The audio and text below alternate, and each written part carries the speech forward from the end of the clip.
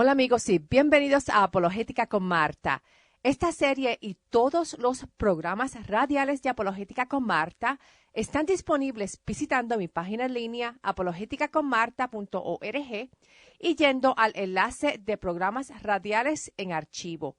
También puede encontrar los programas radiales en Facebook bajo Apologética con Marta. Nuevamente el sitio en línea es apologeticaconmarta.org. El tema para el programa de hoy es el rapto de la iglesia. Otro término que también se utiliza para este evento es el arrebatamiento de la iglesia. Usualmente cuando usamos la palabra rapto, inmediatamente lo familiarizamos con un crimen en que se llevan a alguien y tal vez nunca le volveremos a ver. Pero el rapto de la iglesia no es un evento negativo para la persona raptada, sino que es una recompensa, ya que la persona será raptada para estar en la presencia de Jesús, nuestro amado Creador y Salvador, para vivir junto con los otros santos de la iglesia en el reino de Dios. Y este evento le asegura a la persona que desde ese momento y por siempre, su vida eterna en el reino de Dios ha alcanzado su cumplimiento, sin tener que perder la vida aquí en la tierra. Simplemente, el cuerpo de la persona arrebatada será transformado a un cuerpo capacitado para vivir en el ámbito celestial. Este evento del rapto de la iglesia traerá un cambio social mundial bien profundo. ¿A qué me refiero con esto? Las personas que se han arrepentido y que han recibido a Jesús como Dios y Salvador, esos nuevos creyentes son sellados con el Espíritu Santo. El Espíritu Santo que reside en la persona la capacita con talentos y virtudes para llevar a cabo la voluntad de Dios en la tierra, para servirle a Dios y servir a otros seres humanos. Toda persona creyente en Jesús, según crece en el conocimiento de Dios y en su palabra, va a aumentar en el desarrollo de los frutos del Espíritu Santo. Estos frutos del Espíritu Santo de Dios en todo creyente aparecen en Gálatas capítulo 5, verso 22 y dice: En cambio, el fruto del Espíritu es amor, alegría, paz, paciencia, amabilidad, bondad, fidelidad, humildad y dominio propio. No hay ley que condene estas cosas. Los que son de Cristo Jesús han crucificado la naturaleza pecaminosa con sus pasiones y deseos. Si el Espíritu nos da vida, andemos guiados por el Espíritu.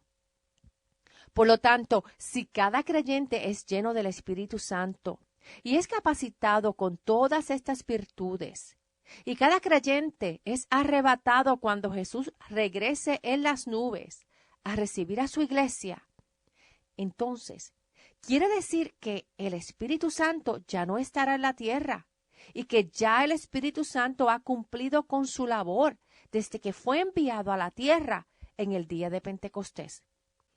Entonces el anticristo será revelado y causará la gran tribulación sin que sea detenido por el Espíritu Santo hasta que Jesús regrese y establezca su reino del milenio.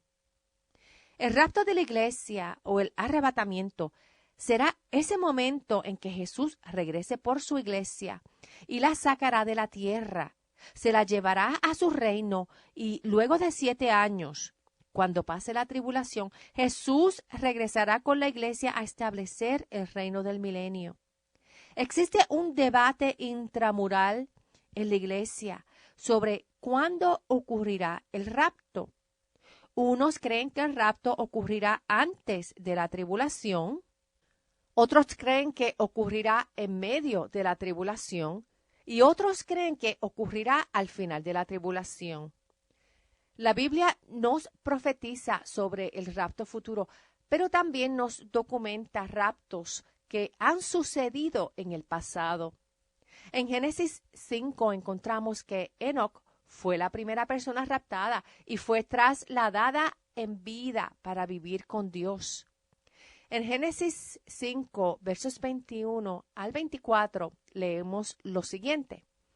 Enoc tenía 65 años cuando fue padre de Matusalén. Después del nacimiento de Matusalén, Enoc anduvo fielmente con Dios 300 años más y tuvo otros hijos y otras hijas. En total, Enoc vivió 365 años y como anduvo fielmente con Dios, un día desapareció porque Dios se lo llevó. Mientras que Génesis 5 nos habla sobre los descendientes de Adán y nos indica que todos murieron a cierta edad específica. Cuando la Biblia menciona a Enoc, de Enoc nos dice que Dios se lo llevó. De hecho, en Hebreos 11, verso 5, tenemos confirmación del rapto de Enoc, en donde Dios se lo llevó vivo al cielo. En Hebreos 11, verso 5 dice, por la fe Enoc fue sacado de este mundo sin experimentar la muerte. No fue hallado porque Dios se lo llevó. Pero antes de ser llevado, recibió testimonio de haber agradado a Dios. Otra persona raptada por Dios y trasladada al cielo fue Elías. En Segunda de Reyes, capítulo 2, verso 1, nos dice que el Señor se llevaría a Elías al cielo en un torbellino. Luego en el verso 11 nos dice que Elías y Eliseo iban caminando y conversando cuando de pronto los separó un carro de fuego con caballos de fuego y Elías subió al cielo en medio de un torbellino. Luego en Malaquías capítulo 4 verso 5 leemos que Elías hará un tipo de visita a la tierra durante la tribulación. Mediante el profeta Malaquías, Dios anuncia en el capítulo 4 verso 5 lo siguiente: estoy por enviarles al profeta Elías antes que llegue el día del Señor, día grande y terrible. La tribulación ocurrirá antes del regreso de Jesús a la tierra. Luego en Mateo 17, durante la transfiguración de Jesús, Elías y Moisés se aparecieron, conversaron con Jesús y fueron vistos vivos por los apóstoles Pedro, Jacobo y Juan.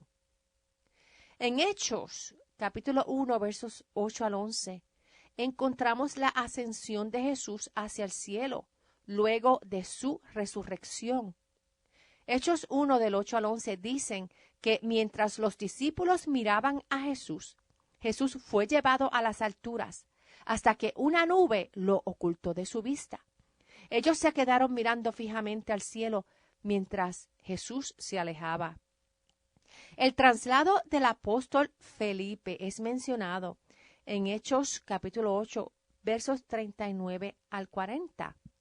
En este evento, Felipe le explicó las escrituras a un eunuco que luego fue bautizado por Felipe.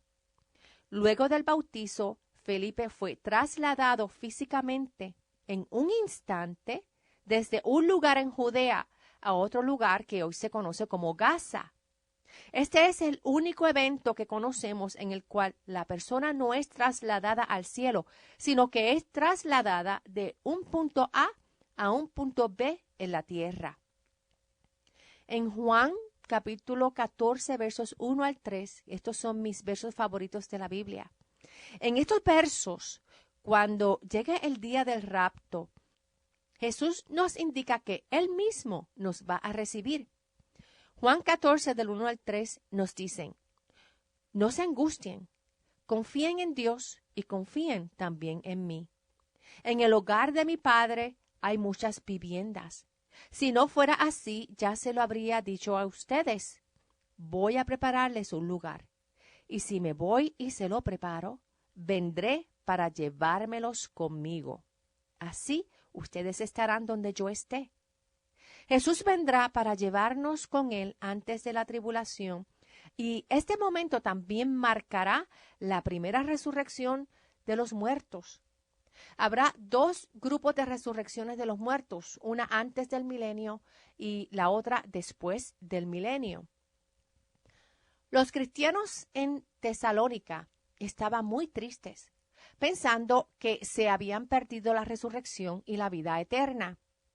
El apóstol Pablo le explicó a la iglesia el itinerario de cómo ocurriría la resurrección de los muertos en el futuro y el rapto de la iglesia. En Primera de Tesalonicenses, capítulo 4, versos 13 en adelante, nos dice lo siguiente: Hermanos, no queremos que ignoren lo que va a pasar con los que ya han muerto, para que no se entristezcan como esos otros que no tienen esperanza. ¿Acaso no creemos que Jesús murió y resucitó? Así también Dios resucitará con Jesús a los que han muerto en unión con Él. Conforme a lo dicho por el Señor, afirmamos que nosotros, los que estemos vivos y hayamos quedado hasta la venida del Señor, de ninguna manera nos adelantaremos a los que ya han muerto. El Señor mismo descenderá del cielo con voz de mando, con voz de arcángel y con trompeta de Dios, y los muertos en Cristo resucitarán primero. Luego, los que estemos vivos, los que hayamos quedado, seremos arrebatados junto con ellos en las nubes para encontrarnos con el Señor en el aire. Y así estaremos con el Señor para siempre. Por lo tanto, anímense unos a los otros con estas palabras. Este evento aquí, que está relacionado con Juan capítulo 14, versos 1 al 3, que leímos hace un momento atrás, nos habla que Jesús regresará por su iglesia. Él vendrá en las nubes, Él vendrá por los que estén muertos y que serán resucitados, y vendrá por los que aún estén vivos y que serán transformados con cuerpos espirituales y glorificados. Cuando Pablo escribió la primera carta a los Corintios, él amplió la explicación de este evento. En 1 Corintios 15, versos 50 al 58 dicen: Les declaro, hermanos, que el cuerpo mortal no puede heredar el reino de Dios, ni lo corruptible puede heredar lo incorruptible. Fíjense bien en el misterio que les voy a revelar. No todos moriremos, pero todos seremos transformados en un instante, en un abrir y cerrar de ojos, al toque final de la trompeta. Pues sonará la trompeta y los muertos resucitarán con un cuerpo incorruptible y nosotros seremos transformados. Porque lo corruptible tiene que revestirse de lo incorruptible y lo mortal de inmortalidad. Y cuando lo corruptible se revista de lo incorruptible y lo mortal de inmortalidad, entonces se cumplirá lo que está escrito: La muerte ha sido devorada por la victoria. ¿Dónde está, oh muerte, tu victoria? ¿Dónde está, oh muerte, tu aguijón? El aguijón de la muerte es el pecado y el poder del pecado es la ley. Pero gracias a Dios que nos da la victoria por medio de nuestro Señor Jesucristo. Por lo tanto, mis queridos hermanos, manténganse firmes e inconmovibles, progresando siempre en la obra del Señor, conscientes de que su trabajo en el Señor no es en vano. Cuando Enoc y Elías ascendieron al cielo, sus cuerpos fueron cambiados a cuerpos incorruptibles con la habilidad de vivir en el ámbito celestial. El cuerpo de cada creyente que es parte de la iglesia de Cristo, que será raptada, será cambiado a un cuerpo incorruptible.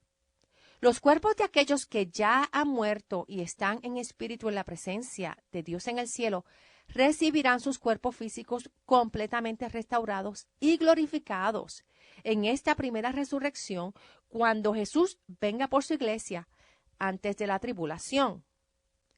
En 2 de Tesalonicenses capítulo 2 versos 1 al 12, Pablo nos advierte sobre la manifestación del malvado que traerá la gran tribulación. Leamos. Ahora bien, hermanos, en cuanto a la venida de nuestro Señor Jesucristo y a nuestra reunión con Él, les pedimos que no pierdan la cabeza, ni se alarmen por ciertas profecías, ni por mensajes orales o escritos supuestamente nuestros, que digan, ya llegó el día del Señor. No se dejen engañar de ninguna manera, porque primero tiene que llegar la rebelión contra Dios y manifestarse el hombre de maldad, el destructor por naturaleza. Este se opone y se levanta contra todo lo que lleva el nombre de Dios o es objeto de adoración, hasta el punto de adueñarse del templo de Dios y pretender ser Dios. ¿No recuerdan que ya les hablaba de esto cuando estaba con ustedes? Bien saben que hay algo que detiene a este hombre, a fin de que él se manifieste a su debido tiempo. Es cierto que el misterio de la maldad ya está ejerciendo su poder, pero falta que sea quitado de en medio el que ahora lo detiene. Lo que está deteniendo al anticristo es la iglesia, que aún está ejerciendo poder en la tierra mediante el Espíritu Santo que habita en cada creyente. Y siguiendo con el verso 8 dice, entonces se manifestará aquel malvado a quien el Señor Jesús derrocará con el soplo de su boca y destruirá con el esplendor de su venida. El malvado vendrá por obra de Satanás con toda clase de milagros, señales y prodigios falsos. Con toda perversidad engañará a los que se pierden por haberse negado a amar la verdad y así ser salvos. Por eso Dios permite que, por el poder del engaño, crean en la mentira. Así serán condenados todos los que no creyeron en la verdad, sino que se deleitaron en el mal. ¿Qué sucede entonces con los que rechazan a Cristo antes del rapto y la tribulación? Algunos se van a arrepentir durante la tribulación y serán salvos, pero otros no. Jesucristo va a regresar a la tierra luego de los 7 años de la tribulación y Él establecerá su reino por 1000 años. Vamos a repasar Apocalipsis 20 que nos anuncia las cosas a suceder en el futuro referente a la segunda venida de Cristo y el establecimiento del milenio. Y dice, vi además a un ángel que bajaba del cielo con la llave del abismo y una gran cadena en la mano. Sujetó al dragón, a aquella serpiente antigua que es el diablo y Satanás, y lo encadenó por 1000 años.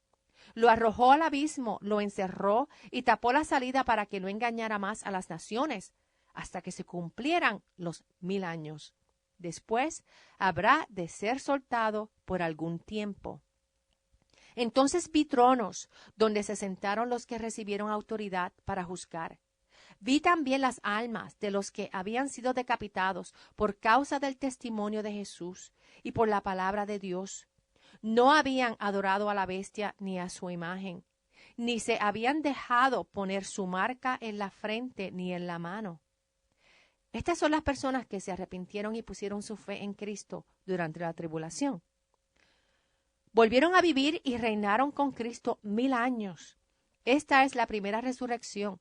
Los demás muertos no volvieron a vivir hasta que se cumplieron los 1000 años.